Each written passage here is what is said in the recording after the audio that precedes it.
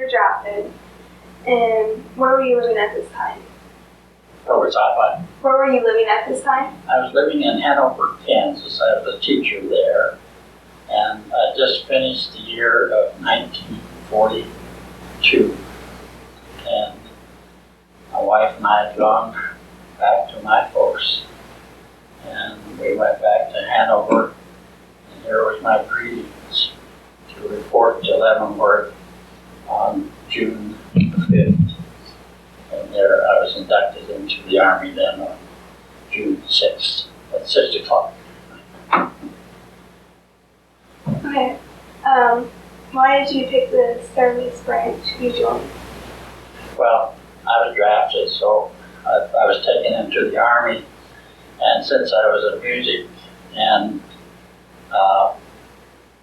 business teacher, I played the trombone, and they put me into the replacement center band in Leavenworth, and I was there for 10 days, and then they shipped me to Fort Sill to the replacement center band. Do you recall your first day in service? Well, somewhat. They were the days that we had to go through and take different shots. And I remember standing in line and seeing one man just keel over as he was afraid to get his shots. But that didn't affect me, thank goodness.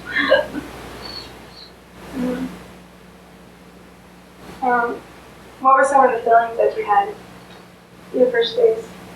Well, I knew we were in for a long siege, and of course I had been married only 1 year, so I hated to leave my wife, but I knew that I had to do my duty too, so to serve, so I did it willingly.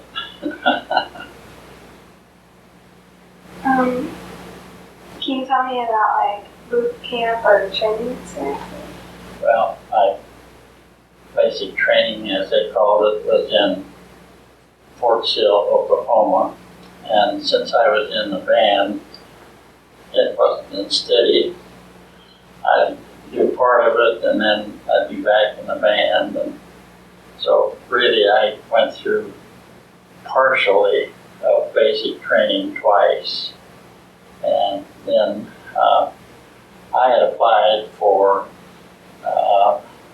the officer's training, and so I was waiting for that, because I didn't know whether replacement center band was just to replace a member in another band. Okay. I see that you don't remember any of your instructors, but that's okay. So, what was your motive? What was like a motive you used to like get you through like your war and stuff? Well, of course, as I said, I applied for officer training. I thought that might be better service for me. And then this band came to camp from Bangor, Maine. They originally was a National Guard in Bangor, Maine, and they had been out in the service, and so they were all drafted. And then one day, the captain called me at Fort Sill. He said, "Today you have two choices. You can go into officer training, or this band made up from Bangor, Maine needs a trombone player." I said, "I'll take the trombone player, I'll take the band." So I joined the band then in Fort Sill, Oklahoma. Which war did you serve in? World War II. Okay. Where exactly did you go? Well, from then in December of 1942, the band in this band that I joined was ordered back to Fort Bragg, North Carolina. So we traveled back to North Carolina by train. And we arrived there probably about the 20th of December of 1942. Do you remember arriving and what were your surroundings like? Well, first Fort Bragg was about 28,000 soldiers there. And that was the main camp for paratroopers. They were training to go up and come down as paratroopers. But the band I was in then was we provided music on the training field when they were marching. And we also then had a dance band, that we were playing dances for the USO in Fayetteville, North Carolina, which was about 7 miles from the camp. And then we also played dances for the officers' quarters. I mean, we had played dances there for them. And I have a picture of that dance band. And this is a picture that was playing in the USO. And the reason that I think it's Paul on there, Paul Monahan had a dance band in civilian life. So these are all props of his. And here I am, the last trombone player right there.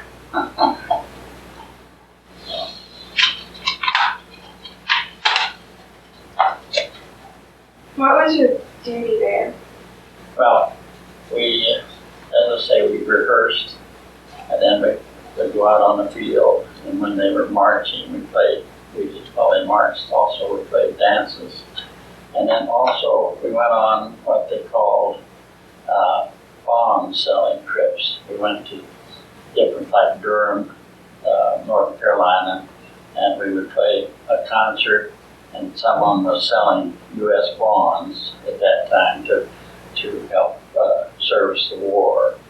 So we played all over North Carolina as selling bonds. One of the things I missed to tell you about Fort Sill, while I was in Fort Sill, I was there not quite 6 months. They had a male chorus, so I joined the male chorus. And we went on a bond selling trip to Oklahoma City and gave a concert. And with us on stage at that time was a young, beautiful actor from Hollywood called Bette Davis. She probably has passed away before you grew up, but at that time it was quite a thrill to see this movie actor on stage with us as we gave a vocal concert there. Did you see any combat? No, I did not see any combat. In fact, it was 2 years in service before I shot a gun. Being in a band, and most of us were not. And my interrupted basic training was then, I didn't get a chance to shoot again. Were there any casualties in your unit? No. Since we stayed in the States all the while. But in 1943, there was an order came down from the higher up that asked us to pack all our instruments and our piano and everything, and that we were going overseas, over to Europe. But a week passed, and then an order came down and said unpack. So that's the closest that I got to go overseas. Would you like to tell me about any memories that you have? Any of the what? Memories that you have? Those I think I've spoken about, some of the memories. Although one of the memories that I have, President Roosevelt was president at the time. He was not well and gone to Georgia, where he had that's where he went to get away from Washington, D.C. And President Roosevelt died there in Georgia. And our band was ordered to, and the railroad track that ran through Fayetteville, North Carolina, was on the direct route to Washington, D.C. Our band was ordered to come up and at an intercrossing and play music while his train carrying his body was on the way to Washington, D.C. Were you ever a prisoner of war? I went, A prisoner? no.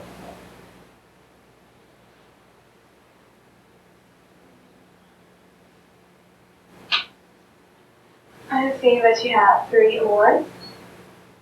How did you get them? Well, I was just for being in service and serving at a time. And we served being in the van in Fort Bragg, North Carolina. There were several armies that came through. There was Army number 2, Army number 4, and at one time we were busy as we were attached to Army number 2. We would have a tube, and we had to sew this on our uniforms. Then they went overseas. Number 4 would come along, so we had to take off number 2, put number 4 Army on, patch on. Well, then they made the designation that this was not for us, so they give us the name, and it's the 195th Army Ground Forces Band. So then we did not have to join each of the different armies that came through Fort Bragg before they went overseas. And we would, when this Army 2 would be ready to be shipped overseas, we went to the railroad station and played music while they were put on the train and moved to go overseas. So this is one of our duties too. But one of the interesting things that I found out after the war and got home, I taught in Marquette schools for 6 years after the war. And one of the men over there, named Carlson, was also in a band, but he had come through with one of the armies. So we had played his band out going overseas, and I learned that then by talking to this person after I got back, the war was over and all this. So it was kind of interesting. Did you stay in touch with your family? Well, that's interesting too, in that I taught at Hanover, Kansas, and my wife, I was a music and business instructor, and we were classmates at Bethany College, and her work was, her major was in business and minored in music. So when I went off to war that first semester, then she took over my job teaching at Hanover. At Christmas time, when at a break, she came down to see me in Fort Bragg, North Carolina. And we noticed that there was an opening in the Red Cross. They wanted someone on Fort Bragg base to work in the Red Cross office. They would be responsible for several girls. Since she had a degree and all, she applied for the job and got it. So she went home and gave up her job and then came back, and we had an apartment in town in Fayetteville. And so we lived there in an apartment, and we both went back and forth to the base. She had a job then at the Red Cross office. After she'd been there about a month, they sent her to Washington, D.C. for a 3-week training to learn to do her job. So I got a weekend pass and went to visit her, and that was my first visit in Washington, D.C. then in Lindsborg. So it was an interesting time. Was the food in the place good? Well, yes, some of it was good, but one of the interesting things about North Carolina is a southern state, and at that time, grits was a real, everyone thought like grits, or that was one of the main foods down there. So when we go on these farm trips, selling farm trips to different towns, they'd all say, they gave us lunch. They'd say, we have a treat for you today. We have grits. Well, we got tired of grits. And grits is like corn, but they fix it in a different way. Did you have plenty of supplies for your own home? Yes, that's fine. But I was issued a trombone from the federal government, from the Army, but it was not the best. And so I went on my trips home and I picked up my own trombone, which was a much better instrument, so I played it all the time. Except when we went out on the field trip, to play for the soldiers marching, and it may be cold and maybe dusty. I used the service instrument, and I saved mine for when we played dances. Did you feel any pressure or stress? Oh, well, since my wife was with me, that made a great difference. I didn't feel any stress. We felt real fortunate that we had that kind of a service, that we performed that kind of service. Was there something special you did for good luck? For what? For good luck. No.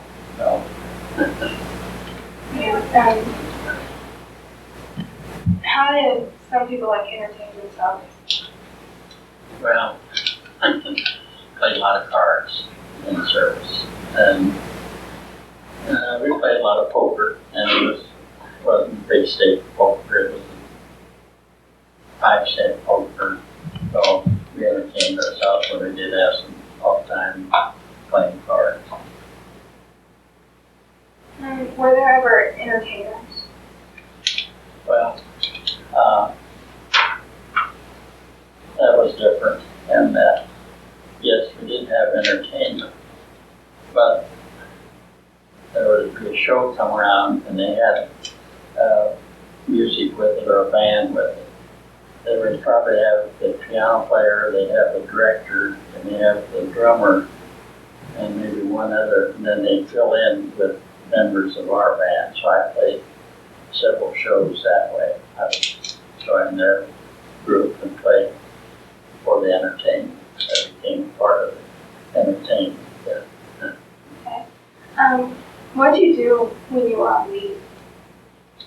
Went home, came back to, my home was in Chapman, and my wife was here in Lindsborg, so came back here on the leave that we may have, maybe a 10-day leave, or maybe only 7-day leave.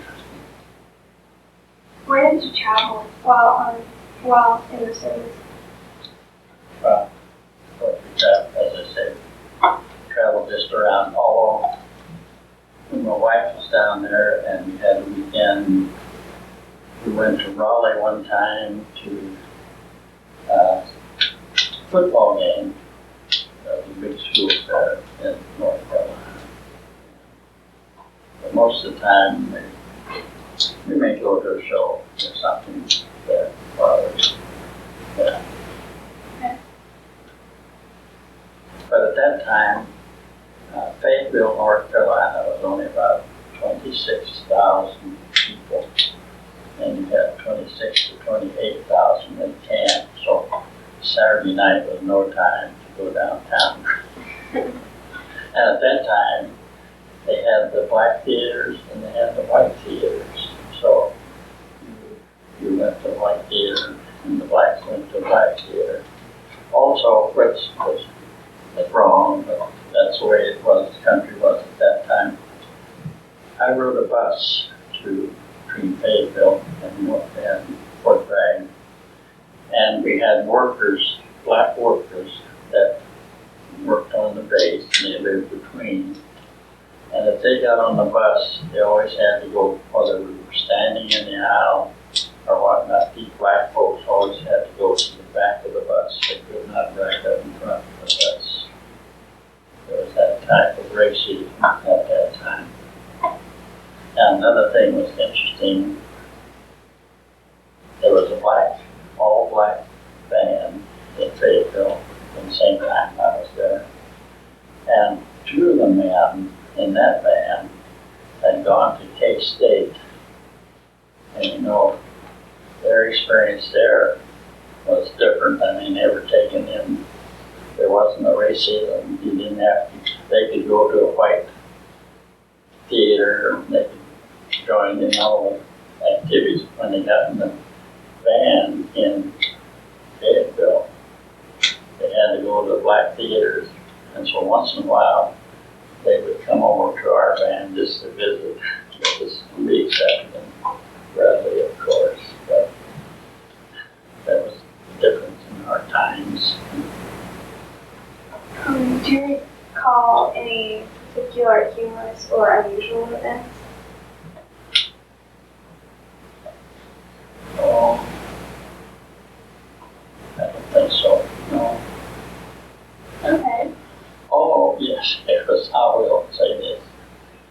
One time, our van went out and we had to camp with the cup tents and all that. And I was bunking in we had this 2-person tent. And I got to be friends with a man from Bangor, Maine. Of course, most of them were from Bangor, Maine. His name was Paul Ford. And this morning it was awfully cool and chilly where we were parked out in the field, camped out in the field. So we saw a house over there with smoke coming out of it. And so Paul and I walked over to this house and asked if we might come in and get warm. Here sat a very old, colored lady.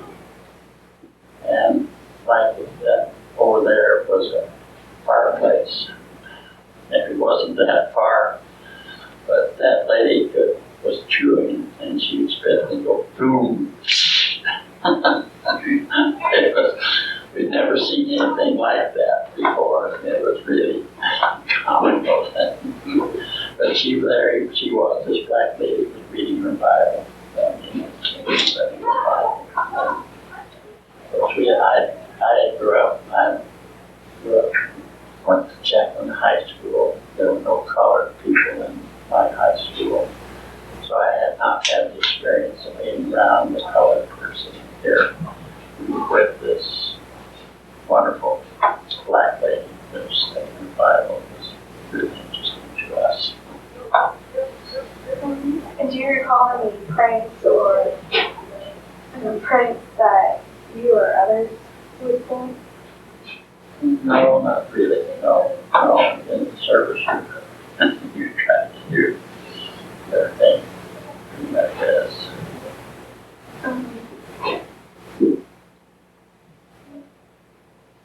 I already know that you have some fellow pranks. What did you think of officers or fellow soldiers? Well, what did I think of the officers and soldiers? Since this band was a National Guard band in Bangor, Maine, made up of Bangor, Maine, there were a couple of fellows in here that had lied about their age to get in this National Guard band. And when they went on encampment and they were taken into the Army, they were to serve in the Army even if they were below age, because they lied about their age to get in, so they had to serve. And another interesting thing, this Paul Ford was of German descent, and he had a German grandmother living in Bangor, Maine, and he would talk. That was part of the entertainment. He would get up and as if you were Hitler, and he piled Hitler and went through and impersonating him, which was funny. But at the same time, what would be the FBI or officers were watching him, and he got caught doing some of this, and with the fact that back in Bangor, Maine, a plane had landed there and had exploded there. So immediately he was under siege. But it was his dad was a doctor in the Army, a colonel. And so Dr. Dad went to bat for him and told him it was only a childhood or a young person's trick that he was doing this high Hitler thing. So he got off of it, but that was awfully close. So that was part of our entertainment, was listening to him impersonate Hitler. Did you keep a personal journal or anything? No, I didn't. Do you recall the day your service ended? Yes, I do. It was on Thanksgiving Day. So I was real thankful. It was a real fine thing. It was 1945, Thanksgiving Day. I got my discharge papers. So the next day I took out from home. Where were you at this time? I was in Fort Bragg, North Carolina. What did you do in the days and weeks afterwards? Well, we had a child in July, and she was born in Fort Bragg Hospital, and I had taken my wife and child home in August. So, and her mother had a house here, so my wife and child had moved in there, and so after that's where I came back here to live then in November 45. And after the war then, I didn't know what I was going to do. I needed more. I graduated with a degree in music and almost a degree in business, so I thought I'd go back to Bethany for some additional courses or a language course that I needed. And one day the registrar from the college, this was in December, late December, she called me and said there's a music opening in Kismet, Kansas for a music teacher. So I called the superintendent and I got the job of teaching the second semester in Kismet, Kansas, which is 17 miles north of Liberal, but it's way the southwest corner. Okay, so you already said you went back to school. Did you return to work too?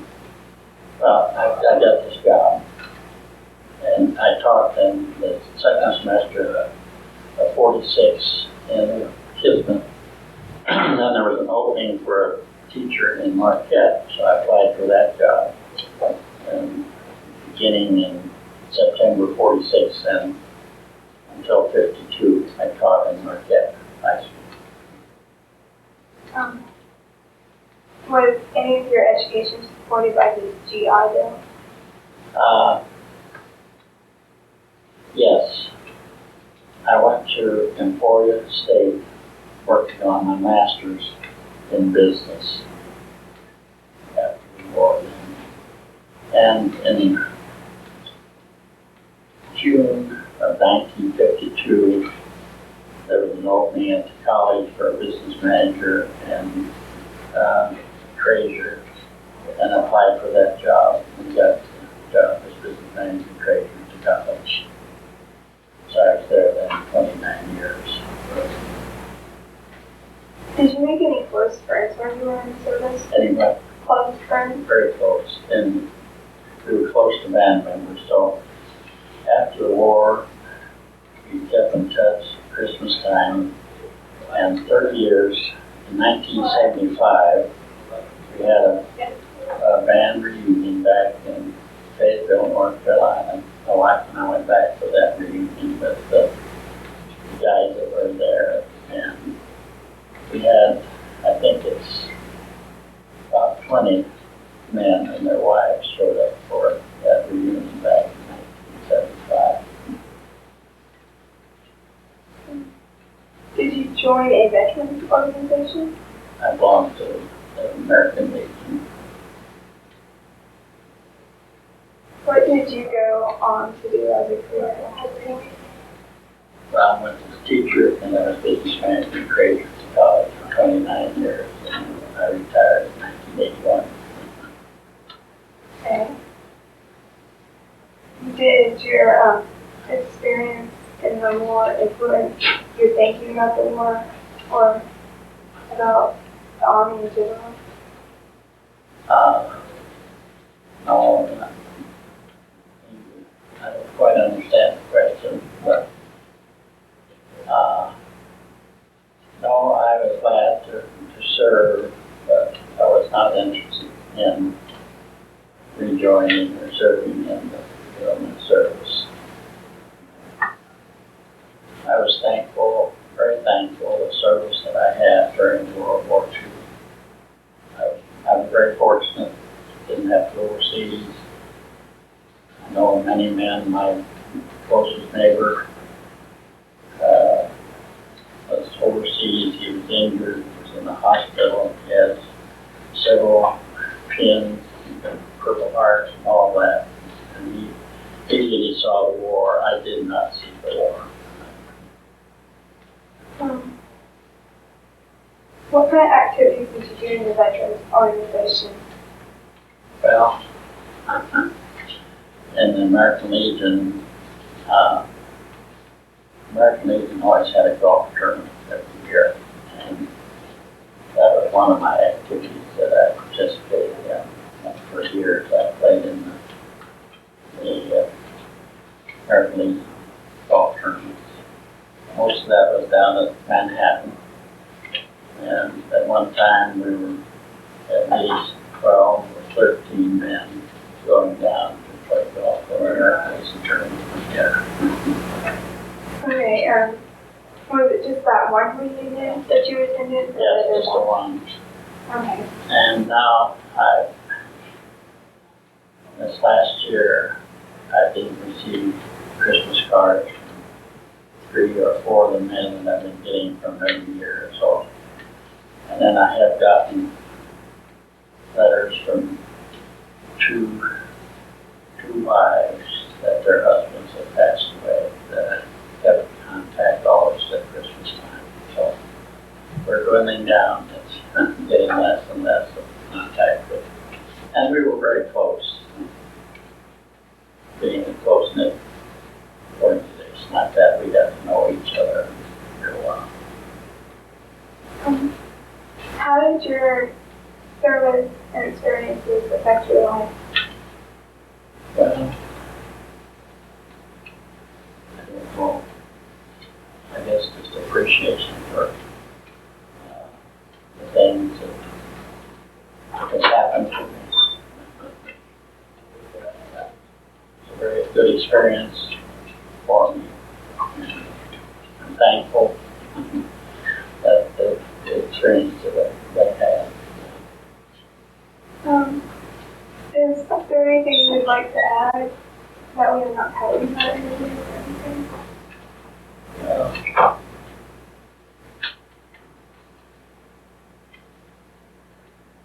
I tell you this, since this band from Bangor, Maine, the National Guard band,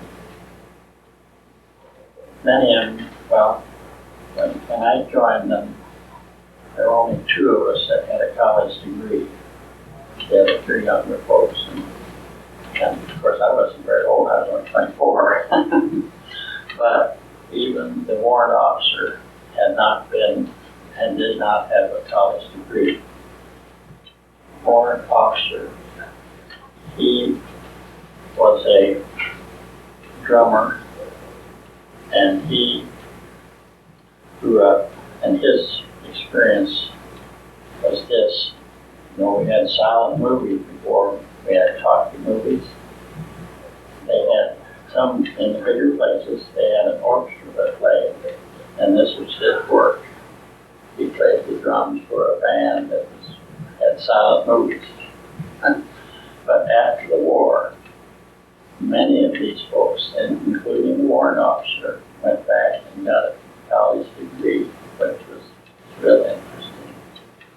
And so many of them that were in the band and got college degrees, and this Paul Ford that I mentioned was a very close friend, went back and got a degree, he got his master's degree, and taught languages. He taught French and German then after he got out of service. So many of them were really threw up, and it was a nice group.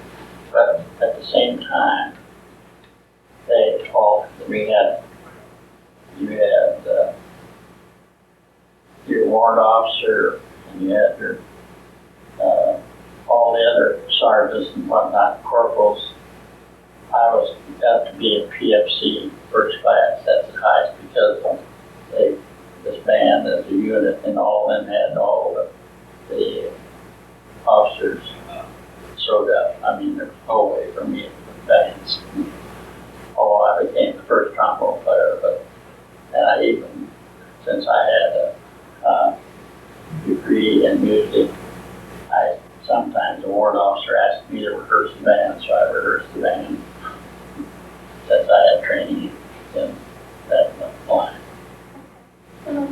Is that it? Or is there a special story or something? No, I think that's about it. Alright, so that covers it all. Good. Well, that's wonderful. Thanks for coming.